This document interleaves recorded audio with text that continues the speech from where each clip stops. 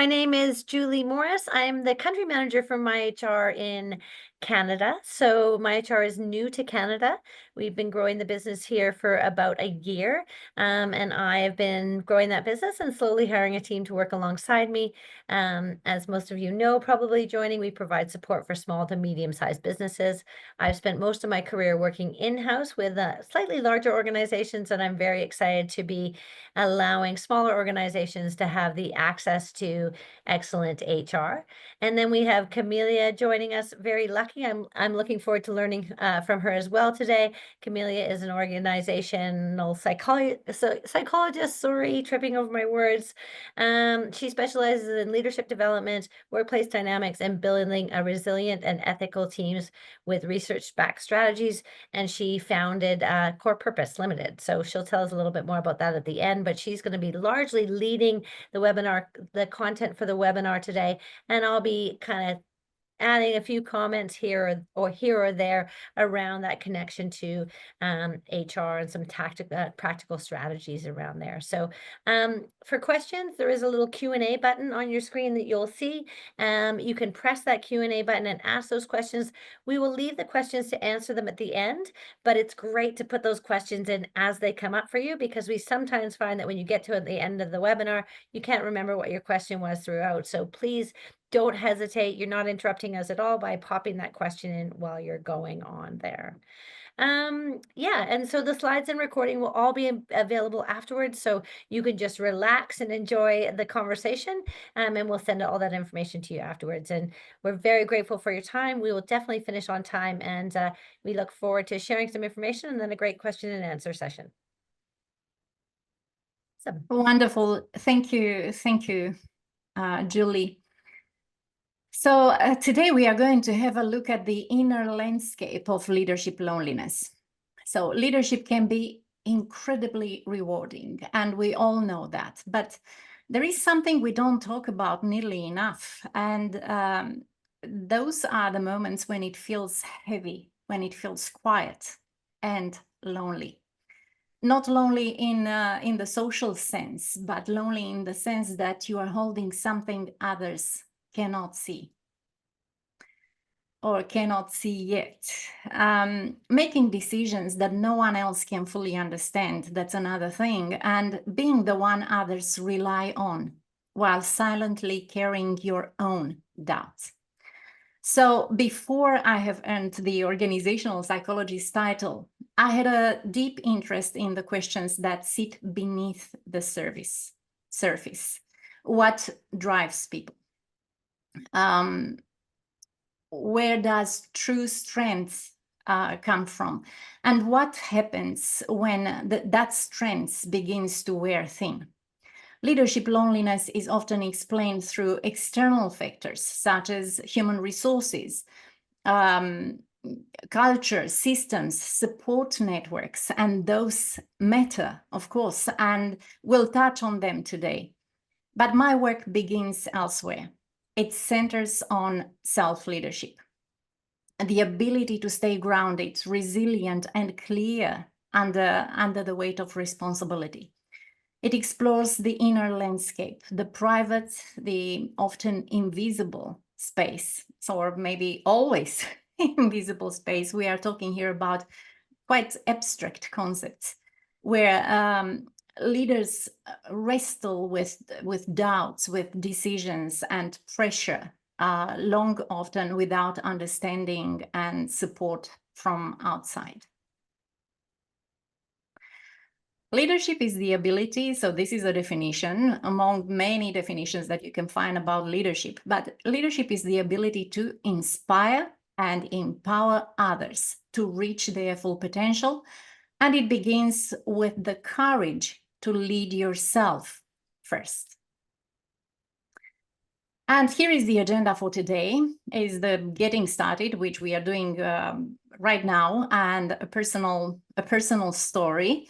A moment that changed how I understand leadership, then recognizing leadership loneliness, what it looks like, how it starts, and what it does to us. Then we will go through the 5 anchors of resilience, And I'm really hoping that you are going to take notes today. Also, although you received some resources, and I'm sure that those will be very useful. Then we will talk about some grounding techniques. These are simple practices, really simple, tiny, to return to yourself when pressure builds. And then, of course, we do have, as Julie suggested, questions and, of course, answers. And that would be a quiet space to reflect and an opportunity to go deeper if you want to. So the objectives of today are, as advertised to you, recognize the ways that you feel lonely as a leader, the unique challenges of leadership loneliness and its impacts. And we will also, as I said, touch the practical ways to build a support network and apply simple grounding techniques to stay connected to personal and organizational goals. So let me tell you about someone I once worked with. His name is Andy. We were colleagues at a radio station many years ago. I was studying at the time socio-psychology. Andy was studying journalism. And we worked together really odd hours because we were students. We also did radio work. We shared studio space and had the kind of conversations that only seemed to happen after midnight. And those were the greatest conversations in the production studio. And those conversations were about the human mind, the way people make choices, what makes a good story Andy was interested in, and what makes a good life. Andy always struck me as an unusually grounded person for someone in his early 20s. He was quiet, but never passive. He was curious, but never performative. He was not screaming, yelling, asking for attention. He was just very, very quiet and asking these wonderful questions, quite deep. And he had this gentle, if I can say, gentle integrity about himself and a deep interest in the human psyche. Well, a few years later, I moved on and left the station, and like many work friendships, we lost touch. About a year later, I heard he'd been appointed interim program director at the same station, stepping into the role after the previous director had to take indefinite leave. So it wasn't long after that Andy called me.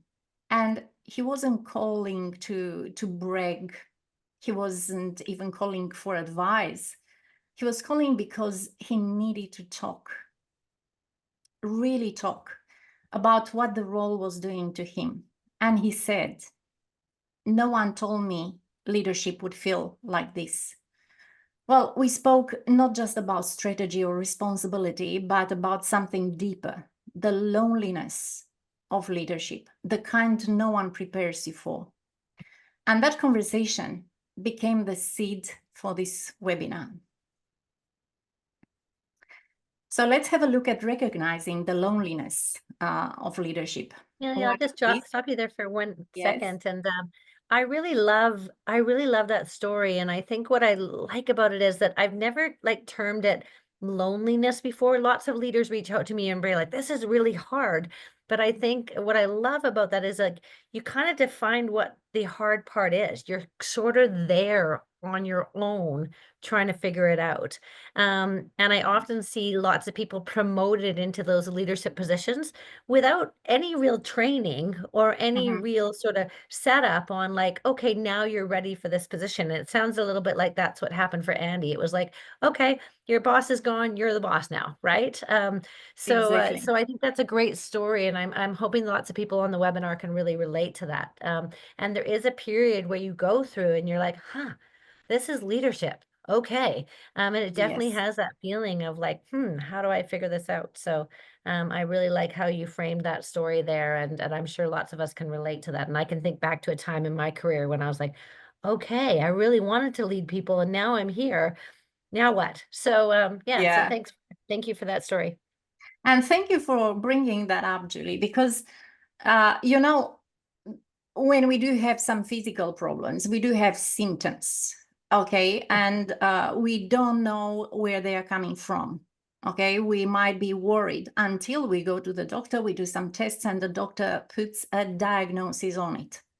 Yeah. So that's exactly how it is. And once you know what it is, you know how to treat it. So thank you Yeah. again. Yes, that let's see, what are the symptoms of Yeah. leadership Mhm. loneliness? So this is Absolutely. what we do now, finding out what it is, how it feels, and why it happens. So we have agreed that leadership can be deeply lonely. So this is something that we continue to talk about. Why does this happen? The tipping point, and you'll see what that is about, and what the brain does with leadership loneliness. So let's pause here for a moment and connect with that part of us that feels so lonely. Those moments when you feel lonely. This kind of loneliness isn't about lacking social contact. As I said, it's different because it's quieter, it's more subtle, and far more private and deep.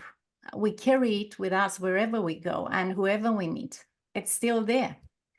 So it's the weight of decisions that we have to make that no one else quite understands. And I'll have to mention here that it can be in your private life as well. Okay, maybe you are a parent. That means that you are a leader.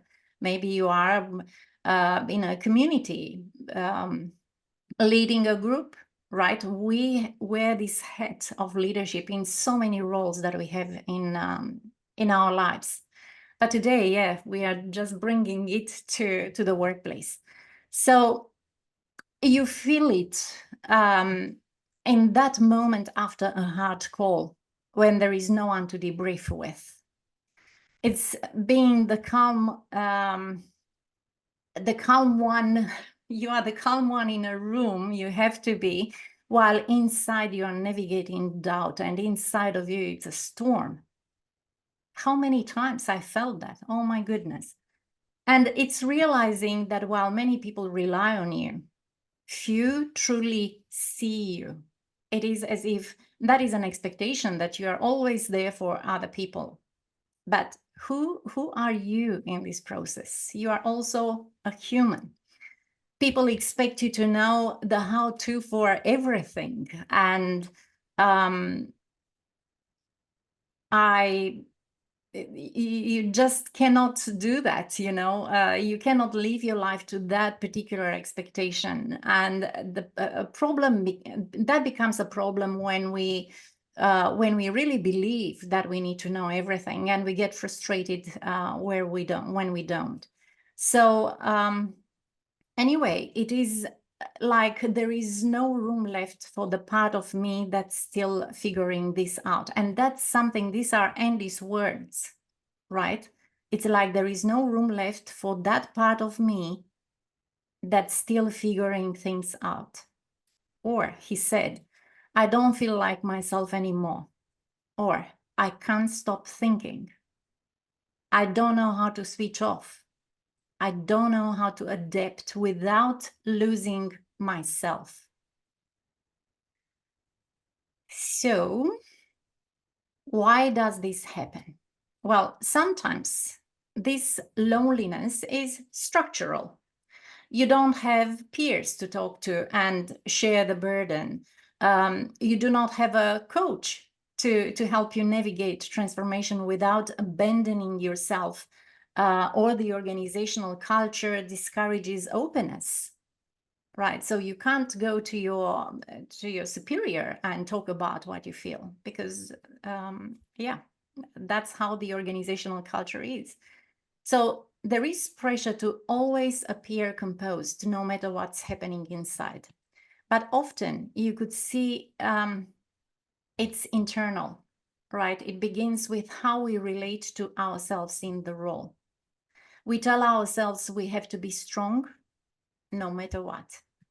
We build quiet habits that help us function under pressure, our own habits based on our understanding. We start to ignore our emotional cues in the name of professionalism. We can't show them up, okay, because we are professionals and other people rely on us. So we show up for others while slowly stepping away from ourselves. And these aren't flaws. They are leadership survival strategies. But over time, they cost us connection, clarity, and sometimes even health. I would say that they are quite expensive, right? So there are certain emotions that I personally call expensive because they take a lot of our energy that is in limited supply, okay? So what is the currency you use? Is it your mental and physical health, or is there a better way actually to deal with all this? So let's talk about the tipping point. And I think you reached there. You are here today because you just reached that tipping point. That is when Andy called me, because he reached the tipping point. It is when he told himself, I don't know how much longer I can carry on like this. Then something shifts, not suddenly, not dramatically, but quite quietly. Emotional signals, emotions, we feel flooded by emotions and we can't make sense of them.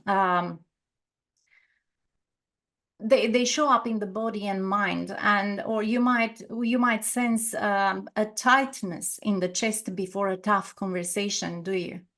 Exhaustion that doesn't lift even after a good night's sleep. Maybe you're driving home and thinking, I can't drop this, not yet, because sometimes you feel like giving up. Or sometimes you are surrounded by people and still feeling alone. So let's have a look at what the brain does with leadership loneliness. So it's important to understand that there are things happening here. The human brain evolved to keep us safe. That's the thing. It constantly scans for cues of safety or threats, not just in our environment, but in our relationships as well. And yes, it does this all by itself, okay? We don't plant an idea, hey, you brain, scan a little bit the environment and tell me, is it safe? No, we don't. And this is a really curious thing, isn't it?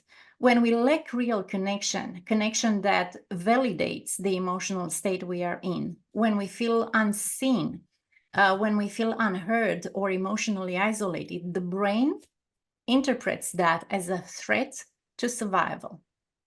Okay. And what happens then? Then we have the stress hormones like cortisol.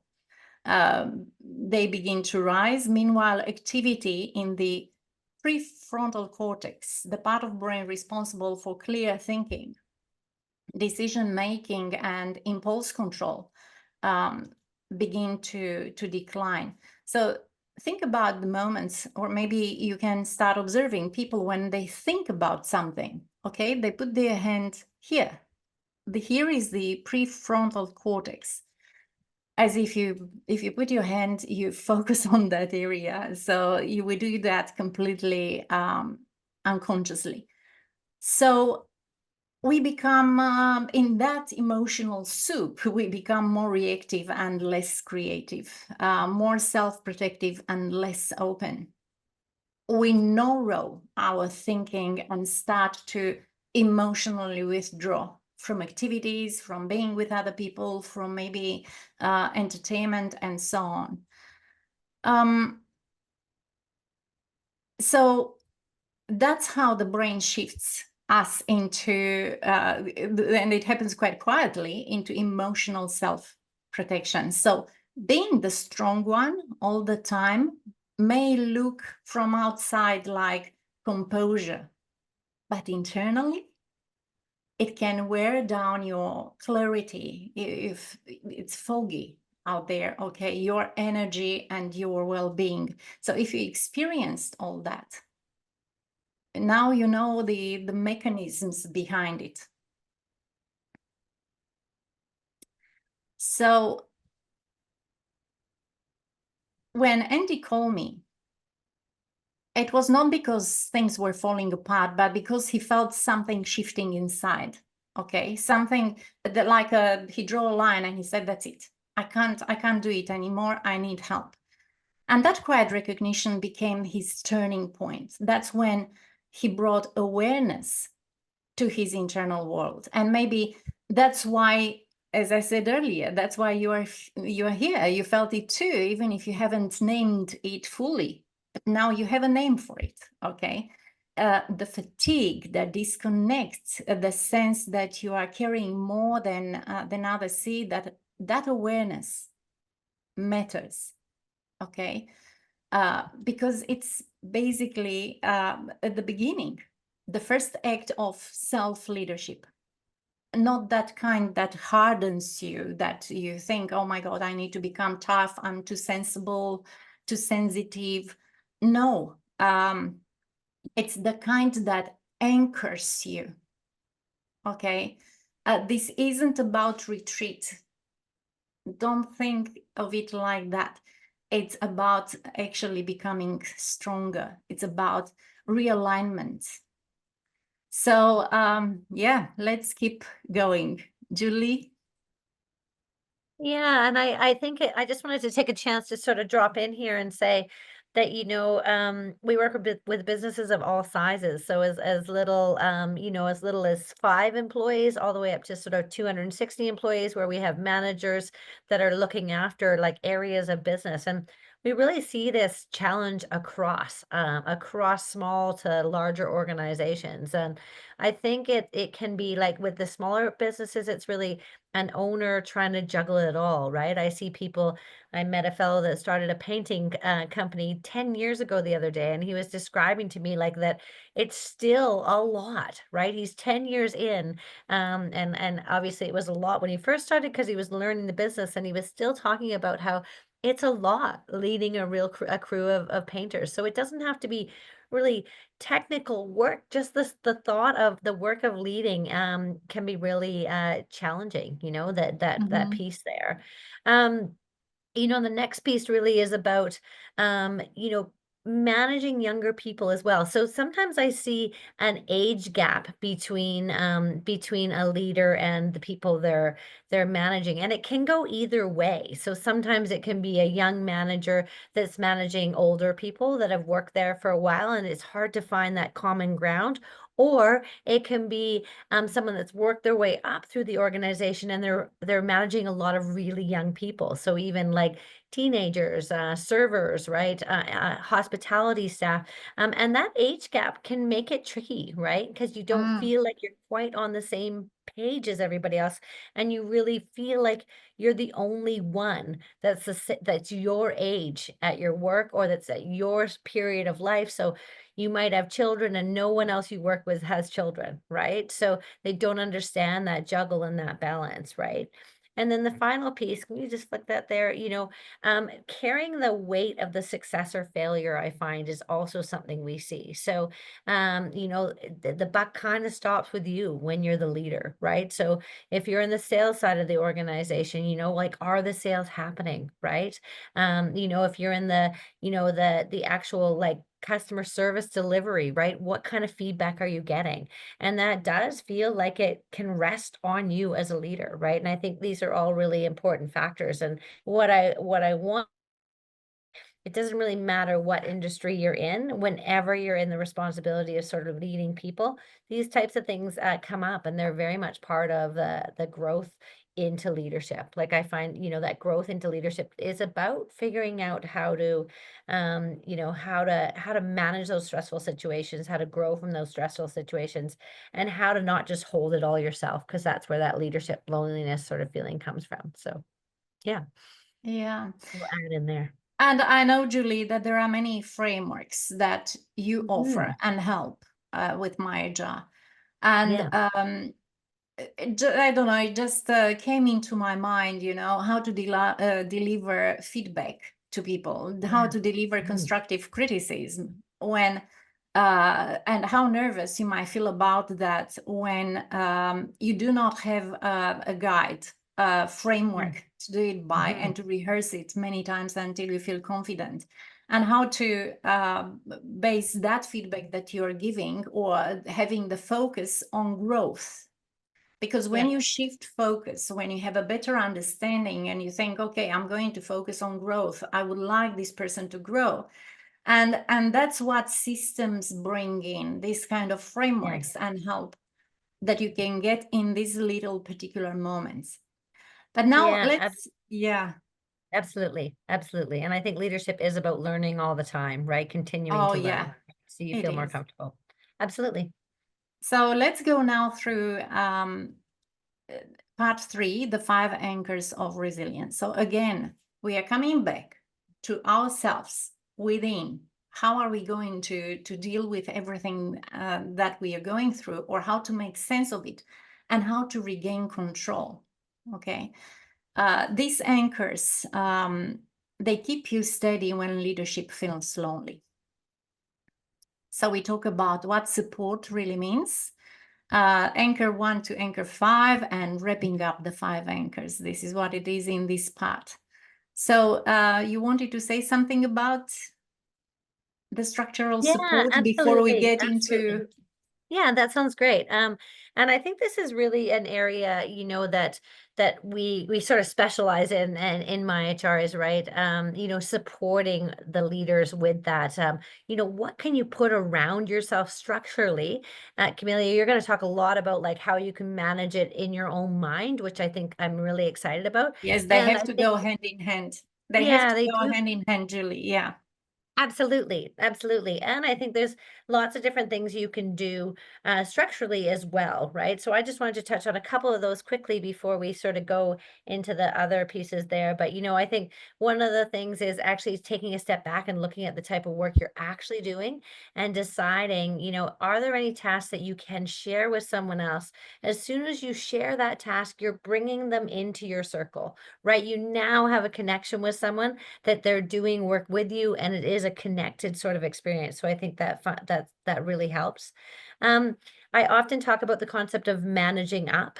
So as a leader or an owner of a business, we often think that we don't need any feedback from anyone, or we don't deserve any time to like run our own feelings by people. And this concept of managing up is asking someone, it can be someone next to you or someone above you in the organization, saying, hey, what I really need is a chance to run some things by you. So it can even be a colleague in a similar business as you and say, hey, I need someone to connect with about what's going on. Would you be interested in having a coffee once a month? Right. So it doesn't really matter where that support is coming from, but choosing to make that connection with someone. Because I really think that is a huge part of like closing that gap around feeling completely alone in the leadership moment. And then Thank I'm not, sorry, go ahead, Camille. Yeah. Well, that was the idea. Get outside help for areas that are not your passion or Yeah, strength. yeah, This absolutely. is, yeah, this is basically when Andy called me, when he hit Yeah, that particular moment when he realized that there was so much noise in his head that he couldn't make sense of it. And of course, based on our wonderful conversations that we had while we were colleagues, in the middle of the night talking about life and everything that makes us us. Oh my God, we had incredible conversations then. But now I was better prepared also to give Andy a little bit of guidance and to take him through the steps in order to get in to help him get in better control of self and give him a little bit of structure to rely on. So let's fantastic. have a look at anchor number 1. Perfect. So inner support. Um, loneliness. Loneliness is a feeling. okay? It's an internal experience. But in leadership, is often triggered by, like what Julie mentioned, the lack of this structural, okay, or the lack of structural support, or lack of internal conditions, okay? It might be too much on your plate, or, as I said, a culture that discourages openness. So you wonder what happens when, even with support in place, even if some of you might already have that support in place, okay, and still you feel lonely at times. So here is the truth. You don't know about this part when you take a leadership role. Okay, nobody prepares you for this. It's not in school, they don't talk about the internal experiences of a leader, and the fact that you're going to feel alone. We are taught how to manage others. This is something that we are taught. How to manage ourselves when no one can help us, it's not something that we learn. So that's the work that I do, okay? It's not therapy. It's not theory either. It's about building something real, a system within that you can rely on when things get uncertain. In high stake roles, we need internal anchors, first of all, and often we need a coach. Okay, that could be Julie for you, that could be me for you. Someone who helps you stay on your track and stay steady, until you learn the way. So this is the 5 anchors. So let's begin. Anchor number 1, intention before action. And this is the little thing, Julie, that we were talking about. One of those little things that you take it and you apply it in your life, and that makes a huge difference. In leadership roles, the default is to move fast, to move with the organization, to move with the to-do things on your task list, to move with what needs to be achieved fast. But speed under pressure doesn't create clarity. It creates overload usually. And resilience begins with a pause, even 10 seconds before stepping into a meeting, for example, or making a tough call. Now, Andy learned to interrupt that mental spiral with one simple question. Take a deep breath and ask yourself, what is my intention? Before you press the door handle to get into a room, before you do that, when you want to go home to your family, to switch, what is my intention? Is this my intention to connect with people there, to clarify something, to de-escalate something? And that shift moves us from managing the performance of leadership to actually being present in it. And I'm really hoping that you're going to experience that, to just stop for a moment and ask yourself, what is my intention? Think about why you are here. What is your intention? To connect with self, and I'm hoping that we achieve that, to learn something. That is a shift from noise, as I said, to purposeful presence. When we lead from intention, we reconnect with our inner compass, okay? And that act of self-alignment creates a kind of quiet companionship. And I got to experience that, the moment when you start not feeling that lonely because you have clarity, you know why you are there, is the why behind everything. You are not, in a way, you are not alone anymore. You are yourself, okay, with that particular thing. And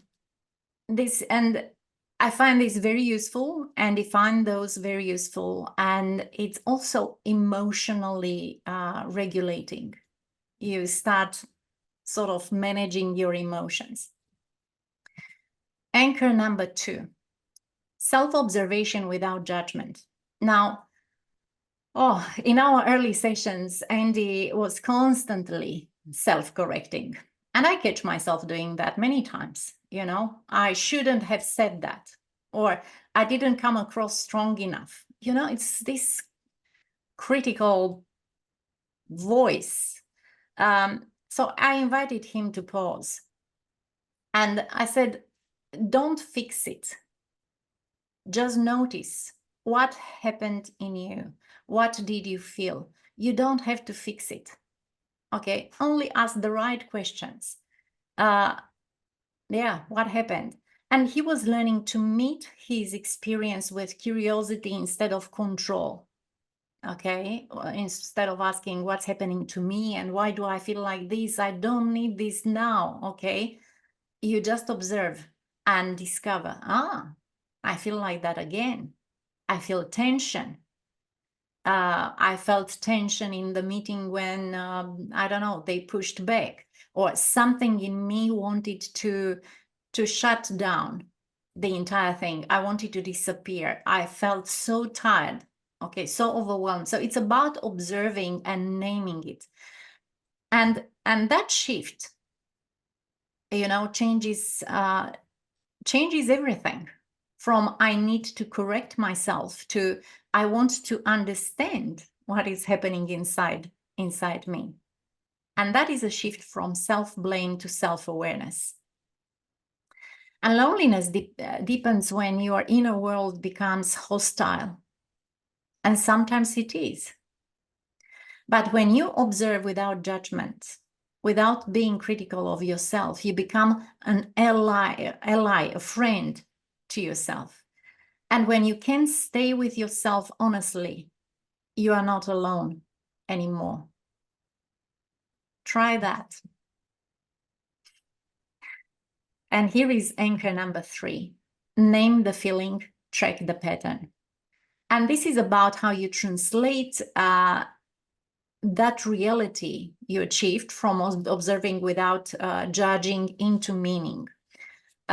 In our sessions, Andy often described feeling low-level tension or frustration, but without clarity on why. Okay, so he was just feeling like that. He said it's just this ongoing heaviness, like something is off. And I reminded him, feelings are messengers. That's why we experience feelings. It's like when you hurt yourself and you feel pain. Okay, pain is a messenger that particular wound needs your attention, or you feel pain first.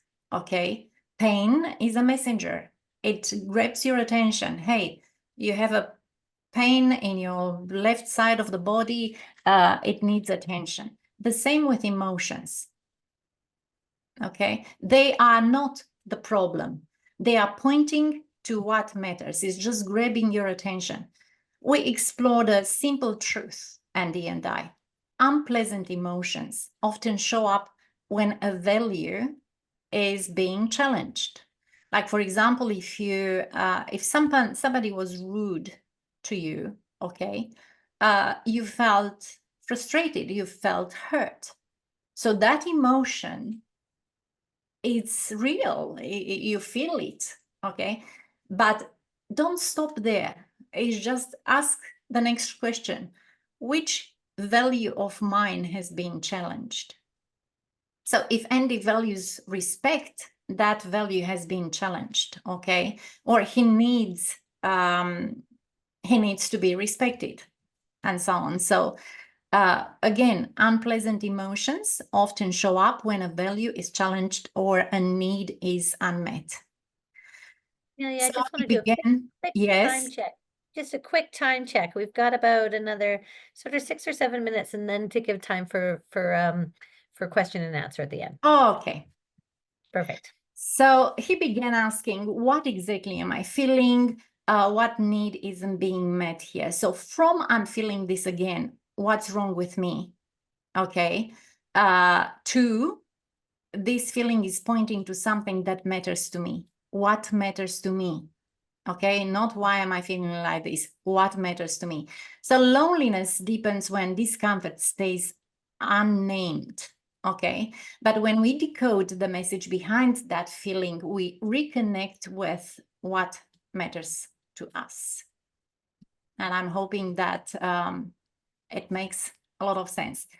Then we have anchor 4, reconnect with values in real time. So again, when you identify your feelings, okay, remember that they are pointing to what value is being challenged here. And by the way, when we feel good, when we experience positive feelings, positive emotions, that again, it's a message. It's a message that our values are being honored, that our needs are being met. Okay, I value friendship. I feel really good in the presence of my friends. My value for friendship is being there. It's happening. You know, the fact that I value friendship and I needed connection. So needs and values, when we use emotions to point towards our needs and values, it gives you clarity and control over your internal world. Values also give you direction. Okay, I do this because I value this. I speak like this because I value respect and integrity. So they give you direction. Okay, so again, from how do I fix it to what value do I honor now, that's important to ask. Instead of hiding, you know, or letting these emotions build up, break through it, okay, and ask the right question. And that's where loneliness ends. Basically, when you feel that you are aligned, that you have your inner alignment, once you know what you value in life most, what matters to you most, you have a sense of direction, a sense of clarity. When you ask yourself, what is my intention here? And of course, we wouldn't do that if we wouldn't pause for integration. Okay, so if we don't, there are lots of unprocessed moments that accumulate as emotional noise in your head. When you find yourself in that moment, just remind yourself, hey, maybe I need to ask the right question. A 5-minute pause can reset clarity again with like, what happened today? What did I feel today? What do I want to carry forward? And what can I let go of? And this is integration, and it becomes a reset, a shift. And that integration creates space, and space dissolves loneliness. Again, remember that you have yourself and you need yourself. So it's you and yourself. Oh, how many times we need to remember that. That's, yeah, we do have the best person to rely on, and that is ourselves. So you are not truly alone. So wrapping up the 5 anchors, the 5 internal anchors to support a grounded leadership. There is another step that I suggest you consider. Okay, so I have this, it's an ebook. It's called The Inner Dialogue Mastery. It's a free ebook for you. And the link is included in the PDF resources you've received. This is a practical guide to building a steadier and more self-aware leadership tone. Why? Because that internal dialogue, that voice that talks to you, sometimes is such a chatter and is telling you things that do not support you. Once you become aware of that, you know, and you start asking the right questions, hey, do I really need this? Does this support me? You know, so calming that inner voice is the first step. You get to be in control. And of course, shifting from self-sabotage to presence, to becoming aware of everything. And you can explore private coaching when you're ready. And I'll go very quickly, Julie, through the grounding techniques. Great. Okay, so this is, you know, that feeling when you feel frozen between the need to move and the inability to act? You know you have to act, but you just cannot. You feel completely drained. That what we experience when we feel lonely. It's not just an emotional ache. It clogs our thinking, our cognitive system. Loneliness is overwhelming because it loads our brain with unprocessed emotions. But now we have the 5 anchors, okay? We start with intention, with observing without judging, and so on. We might experience decision fatigue, you know, taking too long to come to make a decision, and emotional isolation. And everything becomes sluggish. You're, you know, being in this survival mode, you start questioning everything. You carry on this internal negotiation, and self-doubt increases. When you say, I don't have the time, it's too much, maybe later, take a break. No, I cannot afford. And here you are, frozen between the need to move and inability to act. So what do I do when I feel utterly lonely? So the first thing that I do, and I'll go quickly through this because it's just something very simple. I made a few rules not to fix the loneliness. That's the first one. I don't need to fix anything because it's not there to be fixed. It returns, it moves, it goes and it comes again, right? And here are the 4 rules of surviving it. Allow it. Don't rush past it. Go through it. And this develops your internal capacity for self-awareness.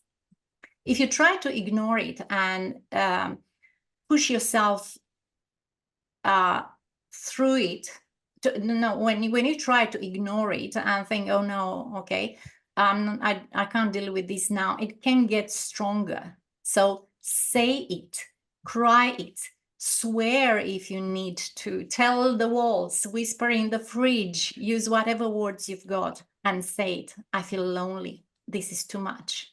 And so on. Put a timer on. 1 minute, 2 minutes, 5, 1 day. Take it. It's yours. Just live with it. It's there. Okay. And let loneliness be seen, but do not give it control. You set the boundary, not loneliness. So put the alarm on. Okay. Then rule number 2 is break it all down into small chunks. And this is mindfulness. When it feels heavy, you feel it like it's too much. Okay. So what I want to say is that if you break everything down into small things, like if you tell yourself, I want to go for a walk, your brain again gets it as a, oh my God, this is a threat. It's too much. Okay. What about you tell yourself, I will put my shoes on? That's non-threatening. No resistance within. You can put your shoes on. Then you open the door. If you are at the office, again, just break it down in little steps. Step outside, look for the clouds, look for the trees, find something. Some people experience anxiety in this moment, so it's very good to leave the environment where you find yourself. And again, start small, because the brain doesn't want to deal with too big stuff, going to the gym. Oh, that's huge. Wake up your senses.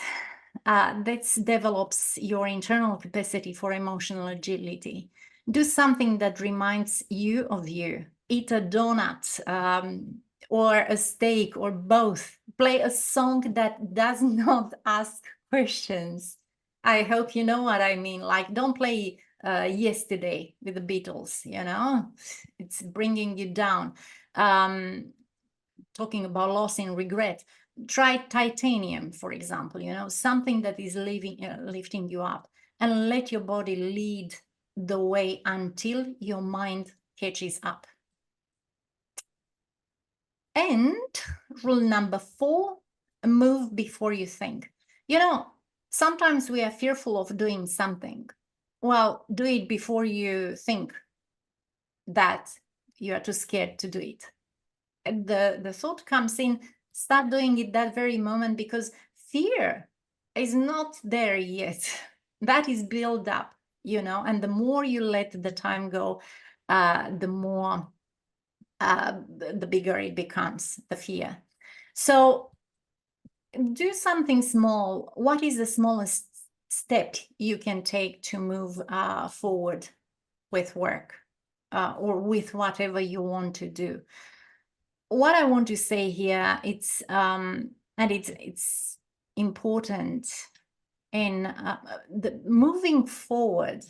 Okay, there is some magic in doing something that takes you from here to there. There is movement.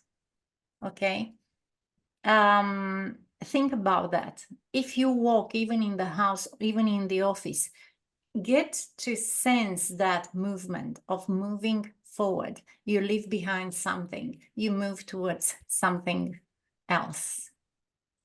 Yes, so self-discipline, self-leadership begins with discipline and trust. Trust in yourself, trust in the process, and so on. And Camelia, I know you have a few more slides, a take-home message and a little bit of homework, but I think we'll leave that there and send that out. I'll give Yes, you one more we do chance to that. sort of wrap it up, but there are just a couple of quick questions that I want to get to. One in particular, one of the questions that came up was, how would you suggest dealing with a situation where I'm running a site? I have an immediate support of, no immediate support of a manager on site. I'm the most senior. My manager is based elsewhere and always very busy. We're going through a possible site closure, but I'm unable to speak about this with my team of 50 due to confidentiality. I find it difficult to stay positive with the team. And I could probably jump in and answer that. I mean, I think you've given a Yes, ton of please. really great tips there. And I really want to go back through and look at all the different pieces you gave us, because there was a lot of really great pieces there. Yeah, And I think, this situation that this person is asking about, this person that was anonymous, which is fine, is asking about, is probably one of the hardest parts of leadership, is when you're privy to information that you have to hold as a leader, and it's going to affect people on the team. And what I can just say is that that is a really hard situation. And, we see you and like we hear you in that situation. And I think my, best piece of advice would be to think about, when I'm in leadership, I think about, what do I have direct control over? And I really focus on the things I yes, have direct control over.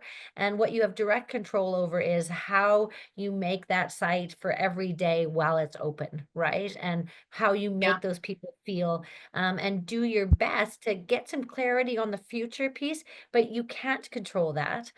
So asking for clarity from your manager, asking for support, but really setting that goal of, how do I make this site the best I can for today, for however long it's available, and recognizing that that other piece really is out of your control. Camelia, would you agree in that type of situation when you have something you really can't control? Is there anything you would add to that question? yes, well, I agree that it's very important to understand what you can control and what you cannot control.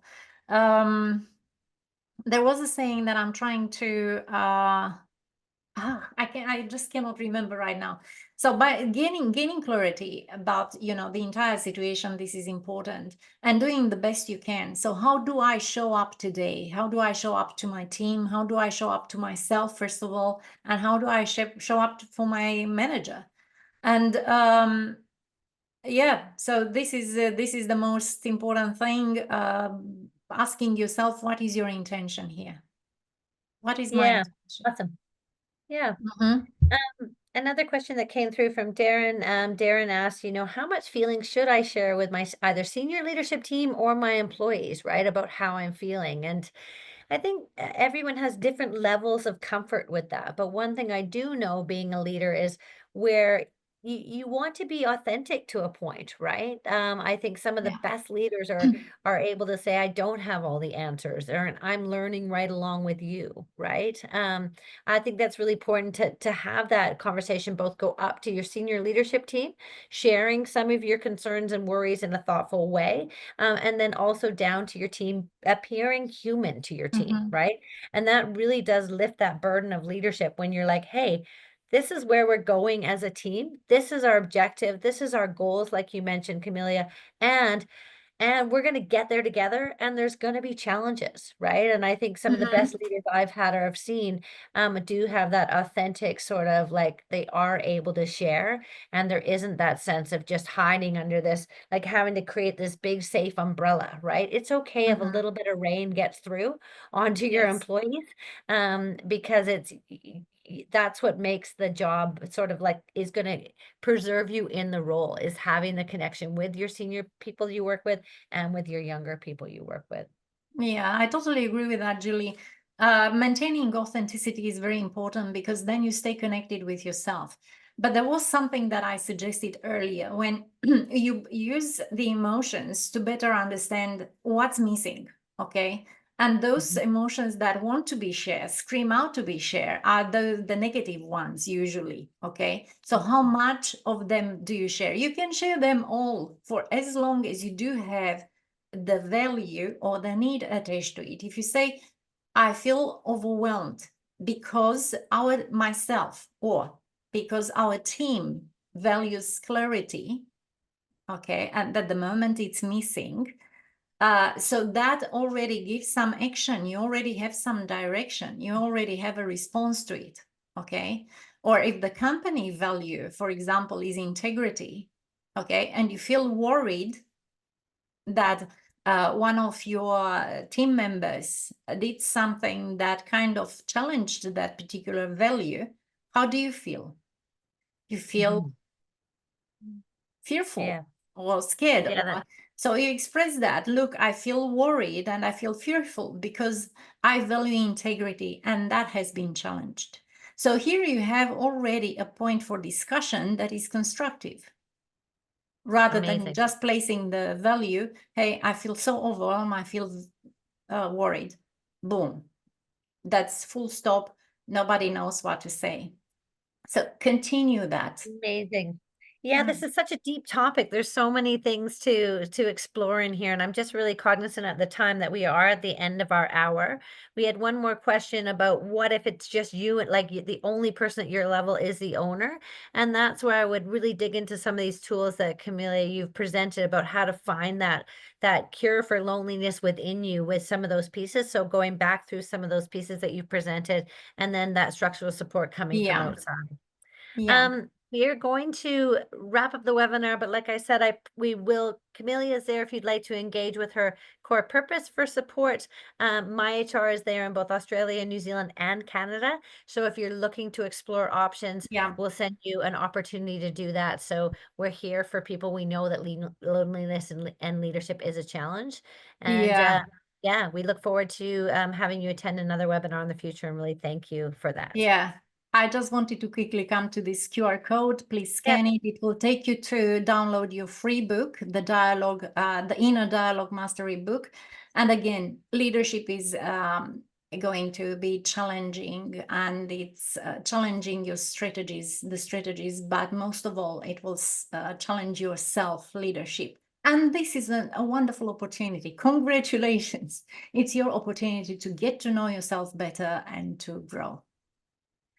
Thank you so much for attending. We really appreciate it and hope to see you on a future webinar.